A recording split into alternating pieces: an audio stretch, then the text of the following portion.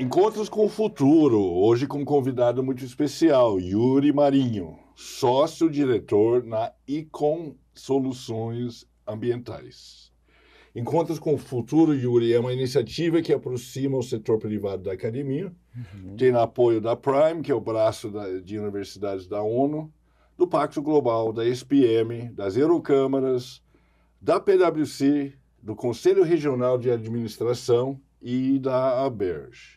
Eu sou Matthew Church, diretor do World Observatory. Muito bem-vindo, viu? Obrigado, Matthew. É um prazer muito grande estar aqui. Ô Yuri, conta o que faz aí com soluções ambientais. E um pouco da sua história, Legal. por favor. A Econ é uma empresa, então nós somos da iniciativa privada, e a gente trabalha com soluções ambientais, como está no nome, e soluções climáticas. Então, é uma instituição que vem para apoiar clientes no seu caminho de descarbonização, para apoiar clientes para preparar estudos ambientais, entender os seus impactos na natureza, os seus impactos na água, na biodiversidade, enfim, nas florestas, e como cumprir a legislação ambiental, como conseguir as certificações, enfim, como prestar contas para a sociedade. Esse é o nosso trabalho. Sim. E quais são as áreas mais quentes no mundo ambiental agora, digamos assim, sem trocadilho? Sem trocadilho? Eu acho que clima. É clima, né? É clima. A gente tem uma cobrança grande, né, da sociedade, da imprensa, em relação aos impactos dos governos e das empresas em relação ao clima. O Brasil tem uma legislação que a gente costumava dizer bastante rigorosa, e eu tenho ouvido cada vez mais dizer que é uma legislação avançada. Então, muito legal essa mudança de perspectiva ou de olhar em relação à nossa legislação, né? Ah, que interessante. Dos empresários. Tenho ouvido dos empresários. Olha só, em vez de inclusive rigoroso, estão falando avançado. Inclusive do agronegócio. Então, é uma mudança bem legal, assim, de se ver. Claro que ela não deixa de ser rigorosa e muito difícil de se cumprir. Mas, ao mesmo tempo, eu acho que a nossa sociedade, nosso empresariado, começou a perceber que o Brasil, por ter muitos ativos ambientais, né, por ter mais da metade do território ainda coberto por floresta, acho que muita coisa era natural para a gente. Então, produzir, né, é um país muito forte para produzir, tem muita terra, muito espaço, mas eu acho que cada vez mais a gente está vendo quão importante é a floresta para plantar uma batata, um milho e uma soja. Quão importante é a floresta para você viabilizar uma temperatura adequada, para ter aula nas escolas, para você viver nas cidades, etc. Então, eu acho que como o Brasil avançou em legislação, claro, criando rigor, mas ao mesmo tempo garantindo um mínimo, né? Então, área de preservação permanente, reserva legal, unidades de conservação, a gente foi vendo... Podia contar para a gente o que são essas três coisas? Claro. Então, o Brasil tem legislações ambientais, normas, que são já, de certa maneira, antigas perante a nossa história, claro. Então, a gente tinha um Código Florestal que era de 1965, a gente tem uma lei da Política Nacional de 1981, e depois foram vindo, enfim, mais normas, década de 90, ano 2000, etc. E aí a gente foi criando alguns conceitos para tentar conservar os nossos ativos, né? Então nós temos muita floresta, como eu disse. Como é que a gente conserva a floresta e permite, por exemplo, uma atividade agropecuária, mineração, permite o traçado de uma estrada, uma usina hidrelétrica? Então o Brasil começou a prever normas para conservar um mínimo. Então a gente tem o conceito de reserva legal, é uma parte de uma fazenda, de uma área privada ou pública que fica intocada, para ali viverem os animais, para a gente ter biodiversidade, para ter estoque de água, nascentes, etc. E aí ela varia de 20% a 80% da propriedade, né? O Brasil, conforme o bioma, né? Conforme o bioma e o lugar no país, exato. Então o Brasil é um dos poucos, se não o único país que tem esse conceito de reserva legal.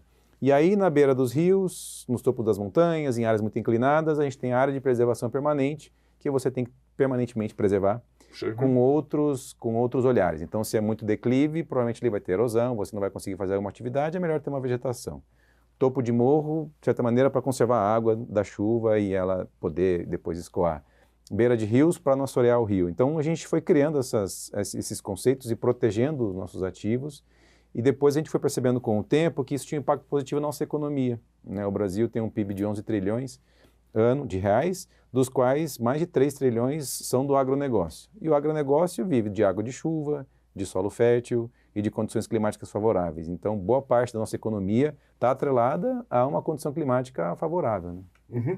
E essa água de chuva vem muito da floresta amazônica, né? Exatamente, né? Acho que uma das principais funções da floresta é criar uma condição, enfim, hidrológica favorável, mas ela também cuida de baixa temperatura, né? Então, a gente percebe que a floresta, ela regula a temperatura e a umidade, né? Então, né, quando a gente vai para uma cidade, é bem fácil perceber que quando você chega, a coisa vai esquentando com asfalto, prédios, etc. Se você sai de um bairro, aliás, se você vai para um bairro com um pouco mais arborizado, você já sente a queda Sim, da temperatura. sim. E quando você entra numa floresta, você sente ainda mais a queda da temperatura e você sente a umidade, um cheiro diferente, então tudo isso é a floresta, né? Sim. O Yuri, nós vamos ter a COP do Clima daqui a umas 2 semanas dessa gravação aqui em Belém do Pará. E você me disse que você e sua empresa vão para lá. O que vocês vão fazer lá? Quando a gente vai para a COP... Não é seu primeiro COP? Não, já fui em algumas. Sim. Gostaria de ter ido em muitas, mas já fui em algumas. Quando a gente vai para fora do Brasil, a gente olha primeiro a cultura local para aprimorar a nossa visão de meio ambiente, né? Porque a gente está acostumado com o Brasil. Tá. Mas quando você vai para um país que é num deserto, ou num país, uma região muito quente, ou num país que vive de gás, de petróleo, a visão que se tem em relação à mudança climática é muito diferente, né? E a gente precisa assimilar esses olhares e essas perspectivas para a gente ter um discurso que faça sentido, né? Porque o sistema da ONU é baseado em consenso, a mudança climática ela é transfronteiriça, a sociedade global ninguém manda em ninguém, em tese. Sim, em tese. Então, você precisa dialogar, né? E então a gente quando sai, vai primeiro para aprender e assimilar essas perspectivas, mas também para levar um pouco de Brasil, né, das nossas experiências de Brasil, e tirar um pouco essa figura do Brasil, que é visto lá fora como um país desmatador, um país de subdesenvolvimento, de muita corrupção, violência, etc., e levar um Brasil que sabe produzir, que tem um agronegócio responsável, que tem biocombustível, enfim, que tem muita natureza, muita água, e sabe fazer muita coisa, né? Então, e agora quer ter um mercado de carbono também. Então, a gente vai para isso e para gerar negócios também para os nossos clientes e para a nossa empresa. Então, é uma troca, né? Bastante coisa assim de aprendizado, mas também a gente quer carregar uma mensagem, colocar ali, mostrar um Brasil que acaba não chegando em muitos lugares, né? Perfeito. O que tipo de cliente te busca, assim, e como é que ele fica sabendo da Icon Soluções?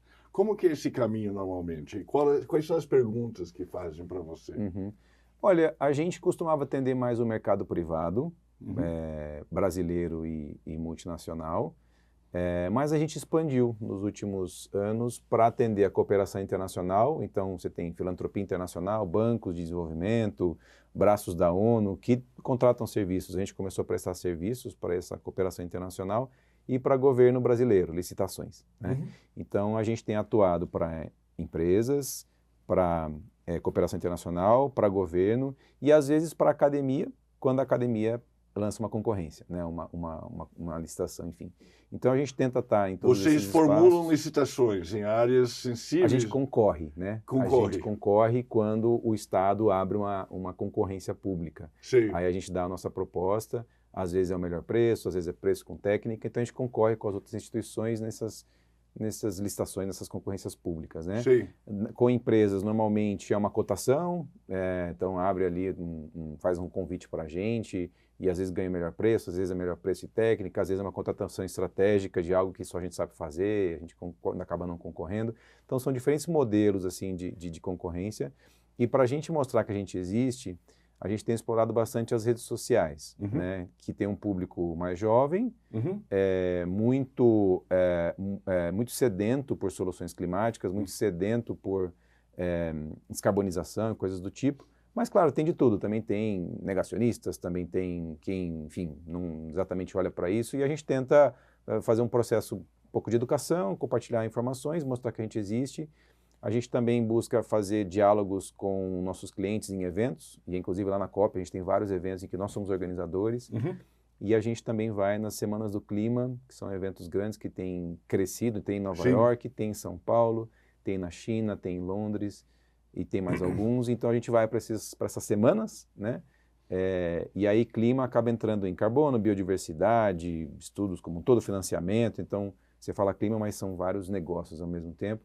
Então a gente vai para esses lugares promover diálogo e imprensa também, né? A gente tenta dialogar também bastante com a imprensa para, enfim, cada vez mais pessoas e instituições saberem que a gente existe. Sei, como fonte. Como fonte, Perfeito.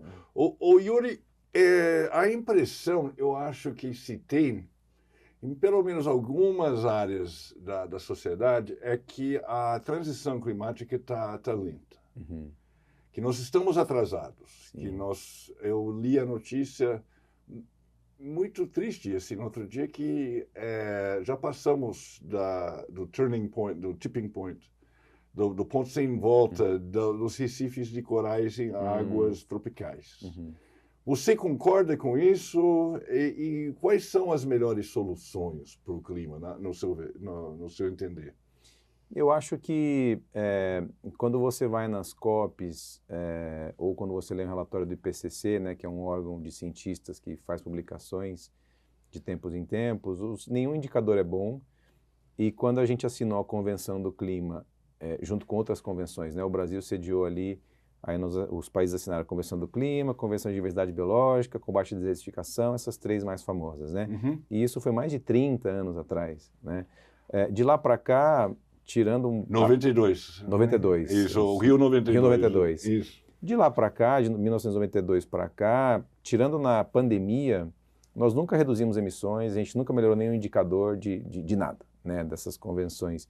Então, acho que a humanidade ela vai caminhando para um sentido bem desafiador, mas outros temas a gente conseguiu enfrentar. Então, por exemplo, a gente conseguiu, de alguma maneira, controlar a emissão de CFC, né? Não é exatamente uma grande dor de cabeça mais. Sim. Que é do buraco de ozônio. Exato, é isso, tá? Exato. A gente tem um material que se chama amianto, a gente usava muito isso no mundo inteiro e conseguimos dar uma segurada, era bem prejudicial.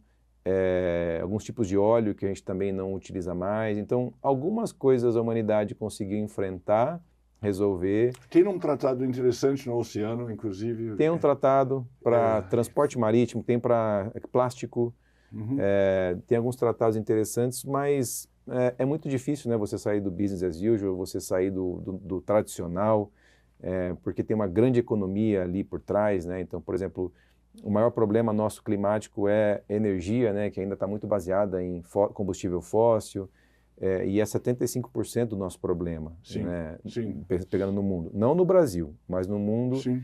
3/4 do problema é isso. Mas para a gente sair disso é muito difícil, porque você tem muita gente ao redor do planeta que consegue fazer coisas ali relevantes, como, por exemplo, pegar um barco e ir de uma comunidade a outra com uma latinha de gasolina, né? Então, ou seja, isso é acessível, isso é democrático, isso viabiliza transporte, comunicação, saúde, chegar um médico, chegar um dentista, levar o filho em algum lugar. Como é que você vai colocar um barco elétrico ali, de repente, né? Ou você mudar aquele modal? Então, o que nós chegamos agora é, para a humanidade, o maior nível de eficiência que a gente já conseguiu nesses séculos, mas, ao mesmo tempo, é o maior nível de emissões, né? Então, não é nada simples você mudar. E eu acho que em relação à biodiversidade, a mesma coisa, né? E a biodiversidade é uma morte muito difícil de ser detectada porque muita coisa é invisível, né? Então, o clima, a gente ainda sente o calor ou o frio, muita chuva, pouca chuva, tempestade, vento, a gente consegue sentir. Mas a perda da biodiversidade é uma morte quase invisível, né? Como os recifes de coral, como tantas espécies que já foram extintas, mas a gente não está vendo aqui, né? Se a gente sair e estiver ventando muito quente, a gente vai lembrar da mudança climática, mas a biodiversidade é muito difícil a gente se lembrar indo embora para casa, né? Então, acho que são desafios muito grandes e eu não sou muito otimista com a vitória nessas frentes, mas a gente tem tentado, o sistema ONU como um todo tem sido questionado pelo modelo que se adota, e daí vem os mercados, né? Mercado de carbono, talvez a gente tenha um mercado de biodiversidade, em que você acredita que o dinheiro e os instrumentos econômicos vão acelerar se você premiar, né, projetos e soluções que tragam descarbonização ou ganho de biodiversidade, mas está bem difícil de conseguir bons números, né? Sim. E o que você espera da COP30? Você está otimista? Aí sim eu estou otimista, porque eu acho que, sendo no Brasil, sendo em Belém, sendo na Amazônia, ainda que a gente tenha problemas de hotéis e deslocamentos e coisas do tipo, eu acho que a mensagem da floresta vai poder ficar forte, é muito difícil não ficar. A gente deve ter uma abordagem de implementação, acho que isso a presidência está querendo colocar, né? Ou seja, vamos parar de pensar para onde ir, vamos fazer o que a gente já imaginou que tem que ser feito, ou já combinou que tem que ser feito, ou seja, implementar. Eu acho que a gente vai poder falar de agricultura, né? Nós temos um padrão de agricultura, ainda que a gente converta áreas de floresta em agricultura, o que é um grande problema. Nas áreas onde a gente já produz, o nível de sustentabilidade da produção brasileira é muito acima da média mundial. Só que a nossa laranja, o nosso café, o nosso algodão, quando chega em algum lugar para vender, ele não tem um preço maior do que o outro que foi feito sem sustentabilidade. Eles têm o mesmo preço. A gente provavelmente vai tentar advogar por um preço cheio apenas para quem tem indicadores corretos. Tá. E aí o meu café, minha laranja ou outro produto que não tem os mesmos indicadores, ele vai ter um desconto, ele vai valer 97% do valor cheio, 95%, 90%. Então acho que discutir isso no Brasil vai ser possível, porque é um país de agricultura regenerativa, ou agricultura responsável, enfim, é um país de floresta, é um país de biocombustível, de energia limpa. Então acho que para isso vai ser muito bom, a gente colocar isso, fazer uma pressão para que isso se torne um padrão internacional, mundial, mas não sei se dá para ir muito além disso, meu otimismo. Eu acho que é trazer para a agenda e para evidência, para os holofotes. Mas se isso vai virar boas decisões e bons encaminhamentos, aí não está muito... E os 75% que são dos combustíveis fósseis? Esses a gente tenta há muito tempo, né, tirar de lá, mas é difícil. Eu acho que o Brasil vai tentar, né? O Brasil vai, como fez em Baku, no Azerbaijão, ano passado, né, o Brasil e outras delegações pressionando para a gente descarbonizar, né, fazer a saída desses combustíveis. O Brasil com certeza vai fazer isso, embora tenha acabado de aprovar, né, uma perfuração super polêmica e tem com certeza motivos para todos os lados, mas o Brasil vai advogar pelo fim dos combustíveis fósseis, com certeza. O Yuri, me diz uma coisa, se eu fosse dá uma dica para quem é estudante de faculdade hoje, o que eles deveriam estudar se eles quiserem... Eu conheço muita gente jovem que quer entrar, que vem me perguntar como que eu faço para entrar na área do clima, ou do ambiente, ou eu quero trabalhar com isso, eu quero ajudar, eu quero dedicar minha vida profissional a isso, como pelo jeito você fez, né? Sim. O que eles deveriam estudar? Olha, eu acho que o clima ele tem espaço para várias áreas, né? Então, se esse aluno ele é de biologia, ele vai ter muito material, por exemplo, para trabalhar com biodiversidade, para trabalhar em projetos de estudos, de campo, enfim, tem muito campo em trabalhos climáticos. Se é um aluno de administração, economia, ele vai olhar para números, ele vai pensar na gestão de uma empresa ou de um projeto, financiamento climático, enfim. Então ele vai poder olhar para números e pensar como é que esses números se deslocam para projetos de descarbonização e soluções de descarbonização. Se é um aluno de exatas, ele vai ver muita equação, e nas metodologias de projetos de carbono e nos cálculos de emissões é muita equação, muito número.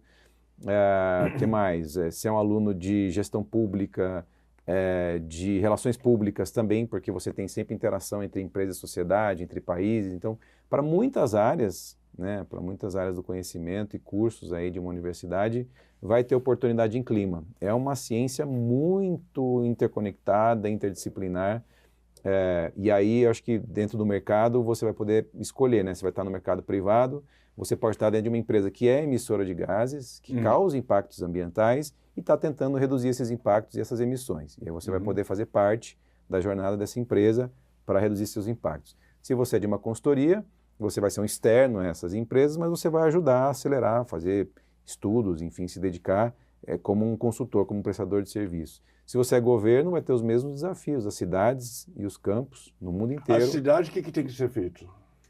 As cidades, elas são grandes emissoras, né? Elas são grandes emissoras de gases de efeito estufa. O nosso carro, nossos ônibus, o metrô ainda é elétrico, mas a depender da geração da energia pode ser um emissor. O ar-condicionado, que a gente está aqui, né, ele consome energia, que também teve que ser produzida e eventualmente teve emissões. Então, as cidades são grandes emissoras e é onde a gente concentra a maior parte da população mundial. Então, boa parte do problema, de fato, está nas cidades. E a cidade é gerida por um prefeito, dentro de um estado que é gerido por um governador, dentro do país que é gerido por um presidente ou de uma presidente. Então, o setor público tem grande responsabilidade e ele nem sempre tem todos os instrumentos necessários para tomar as melhores decisões. Vai precisar de estudos, de gente capacitada, de engajamento com o setor privado, de dinheiro, de investimento, enfim. Então é muita coisa que se precisa para gerir, né, um município, um estado, um país. Então cuidar do futuro, cuidar do clima, tem muito futuro. Tem muito futuro, tem muita oportunidade. Yuri, muito obrigado. Obrigado, mestre. Sensacional, muito bom. Obrigado. Obrigado.